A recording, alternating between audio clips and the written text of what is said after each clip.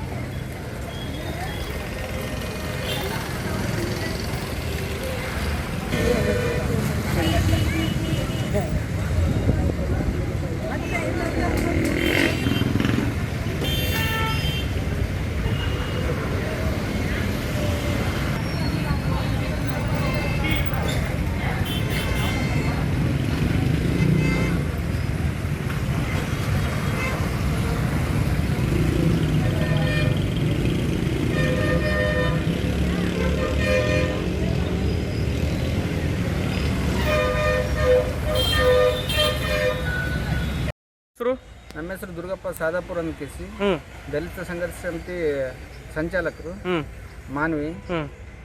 Sir, ಸಮಸ್ಯೆ ಏನಂತಂದರೆ, ತಾಲೂಕ್ ಪಂಚಾಯತ್ ಮಳಿಗೆಗಳು ಇಲ್ಲಿಗೆ 10-15 ವರ್ಷ ಆಯಿತು, ರೀಟೆಂಡರ್ ಆಗಲಾರ್ದ ಸರ್ಕಾರ ಬೊಕ್ಕಸಕ್ಕೆ ಅನ್ಯಾಯ ಮಾಡ್ತಿರ್ತಕ್ಕಂಥ ನಮ್ಮ ಯುವ ಕಾಳಿದಾಮಸ್ ಸರ್ ಅವರ ಮೇಲೆ ಸ್ವಲ್ಪ ಜನರ ಮಾತು ಪಿಸ್ ಮಾತಿನಿಂದನೂ ಗೊತ್ತಾಗುತ್ತದೆ. ಅವರು ಇರ್ತಕ್ಕಂಥ ನೈಜ ಘಟನೆ ಸರ್ಕಾರ ಬೊಕ್ಕಸಕ್ಕೆ ಲಾಸ್ ಮಾಡಿ ಅಲ್ಲಿ ರೀಟೆಂಡರ್ ಮಾಡಲಾರ್ದೆ ಅವರು ಸರ್ಕಾರ ಸಂದಾಯ ಮಾಡ್ತಕ್ಕಂಥದ್ದು ಸಣ್ಣ ಅಮೌಂಟು. ಈ ಅಂಡರ್ಗ್ರೌಂಡ್ನಲ್ಲಿ ತಗೊಂಥದ್ದು ದೊಡ್ಡ ಅಮೌಂಟು. 20-30,000 ರೂಪಾಯಿ ಒಂದೊಂದು ಮಳಿಗೆ ತಗೊಂಡು ಕೇಸಿ ರೀಟೆಂಡರ್ ಮಾಡಲಾರ್ದ ಸರ್ಕಾರ ಬೊಕ್ಕಸಕ್ಕೆ ಅನ್ಯಾಯ ಮಾಡ್ತಿದ್ದಾರೆ ಇವರು. ಇದು ರೀಟೆಂಡರ್ ಮಾಡಿ ಕೇಸಿ ಅದೇನಾದ ಸರ್ಕಾರಕ್ಕೆ ನ್ಯಾಯ ಒದಗಿಸ್ಕೊಡ್ಬೇಕು. ಇಲ್ಲದಂದರೆ ನಮ್ಮ ದಲಿತ ಸಂಘಟನೆ ವತಿಯಿಂದ ಮುಂದೆ ನಾವು ಅಲ್ಲ ಸರ್, ಏನಂತಂದ್ರೆ ಈ ತಾಲೂಕ್ ಪಂಚಾಯತಿ ಮಾನವಿ ಮಳಿಗೆಗಳು ಇದಾವಲ್ಲ ಸರ್, ಸುಮಾರು ಮಳಿಗೆಗಳು ಇದಾವೆ. ಅದರಲ್ಲಿ ಕೂಡ ಒಂದು ರೀತಿಯಲ್ಲಿ ಸರ್ಕಾರಕ್ಕೆ ಒಂದು ರೀತಿಯಲ್ಲಿ 2,000 3,000 ಕಟ್ತಾ ಇದ್ದಾರೆ. ಅಲ್ಲಿ ವಸೂಲಿ ಮಾಡೋದು 30,000 40,000. ಆದ್ರೆ ಇದುವರೆಗೆ ಆಯ್ತು ಕೂಡ ಇದು ಟೆಂಡರ್ ಕರೆದಿಲ್ಲ. ಇವು ಯಾಕೆ ಮೌನವಾಗಿದ್ದಾರೆ? ಅವರು ಏನಾದ್ರು ಶಾಮೀಲಾಗಿದ್ದಾರೆ ಇದರಲ್ಲಿ ಡೌಟೇ ಇಲ್ಲ ಸರ್. ಶಾಮೀಲಾಗಿರೋದ್ರಿಂದ ಮೇಲ್ನೋಟಕ್ಕೆ ಕಂಡು ಬರ್ತದೆ. 15 ವರ್ಷದಲ್ಲಿದ್ದ ಇಲ್ಲಿವರೆಗೆ ಎಷ್ಟು ಮಂದಿ ಯುವಗಳು ಆಗಿ ಹೋಗ್ಯಾರ ಓಕೆ, ಆದ್ರೆ ಇವರು ಮೊದಲಿದ್ದ ನೋಡ್ಕೊಂತ ಬಂದಾರ. ಇಲ್ಲೇ PDO ಆಗಿದ್ರು, ಇವಾಗ ತಾಲೂಕ್ ಪಂಚಾಯತಿ ಕಾರ್ಯನಿರ್ವಾಹಕ ಅಧಿಕಾರಿಯಾಗಿ ಕಾರ್ಯನಿರ್ವಹಿಸ್ತಿದ್ದಾರೆ. ಎಲ್ಲ ನೈಜ ಘಟನೆ ಗೊತ್ತಿದ್ದು ರೀಟೆಂಡರ್ ಮಾಡಲಾರ್ದಂಗೆ ಸರ್ಕಾರಕ್ಕೆ ಮೋಸ ಮಾಡ್ತಿದ್ದಾರೆ. ಇದ್ರ ಬಗ್ಗೆ ಇವರು ಹಿಂಗೆ ಮೌನ ವಹಿಸಿದರೆ ಮುಂದಿನ ದಿನಮಾನಗಳಲ್ಲಿ ನಾವು ದಲಿತ ಸಂಘಟನೆ ಕಡೆಯಿಂದ ನಾವು ಹೋರಾಟ ಹಮ್ಮಿಕೊಳ್ಳ. ಅಲ್ಲ ಸರ್, ಏನಂತಂದ್ರೆ ತಾಲೂಕ್ ಪಂಚಾಯತ್ ಮಳಿಗೆಲ್ಲ ಕೂಡ ಮೀಸಲಾತಿ ಕೊಡಬೇಕು SC ST ಅವರಿಗೆ ಮತ್ತು ಜನರಲ್ ಅವರಿಗೆ ಮತ್ತು ಮೈನಾರಿಟಿ ಅವರಿಗೆ ಕೂಡ. ಅದರಲ್ಲಿ ನೋಡಿದ್ರೆ ಯಾರಿಗೂ ಇಲ್ಲ ಸರ್. ಒಂದು ರೀತಿಯಲ್ಲಿ ವಂಚನೆ ಆಗಿದೆ. ಭಾರತ ಸಂವಿಧಾನ ಪ್ರಕಾರ ಮೀಸಲಾತಿ ಪ್ರಕಾರ ಕೊಟ್ಟಿಲ್ಲ. ಈಗ ಒಂದು ರೀತಿಯಲ್ಲಿ ವಂಚನೆ ಆಗ್ತಿದೆ. ಏನಿದು ಒಬ್ಬ ಸರ್ಕಾರದ ಅಧಿಕಾರಿಗಳಿಂದೇ ಮೀಸಲಾತಿ ಯಾವ ರೀತಿ ಅಂದ್ರೆ ಅನ್ಯಾಯ ಮಾಡ್ತಾರೆ ಅಂದ್ರೆ ಏನು ಸರ್ ಇದು?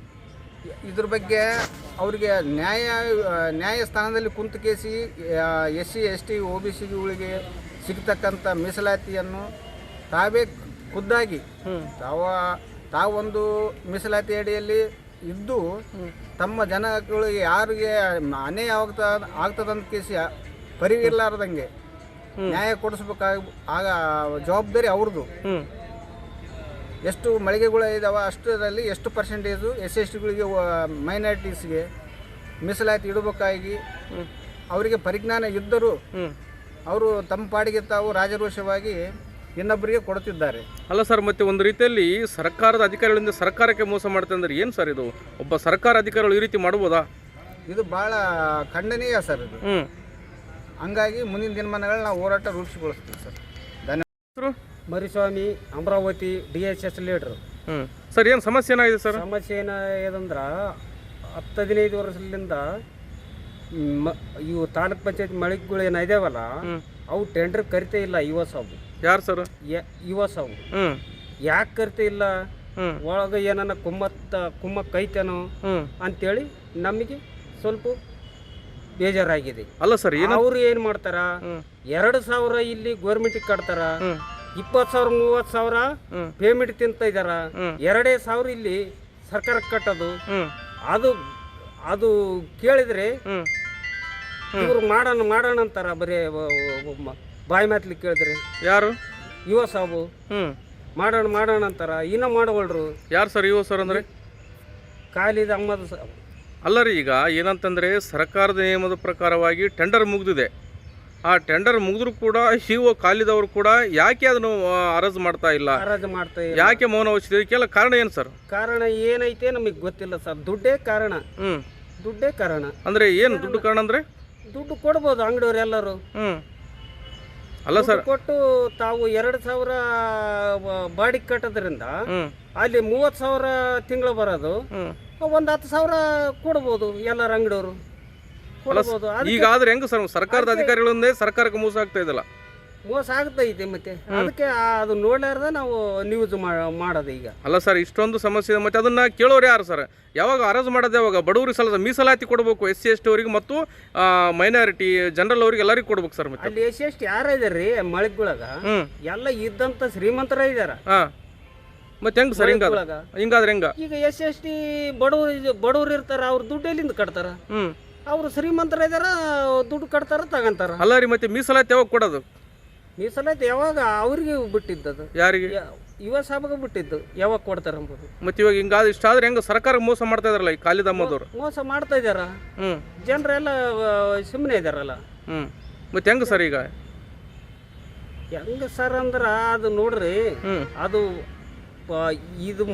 ಇದಕ್ಕಿನ ಟೆಂಡರ್ ಅವರು ಕಾಲ್ಫಾರ್ಮ್ ಮಾಡಲಿಲ್ಲ ಅಂದ್ರೆ ಮುಂದಿನ ದಿನಮಾನಗಳೇ ಟೆಂಟ್ ಹಾಕಿ ಉಗ್ರ ಹೋರಾಟ ಮಾಡಬಹುದು.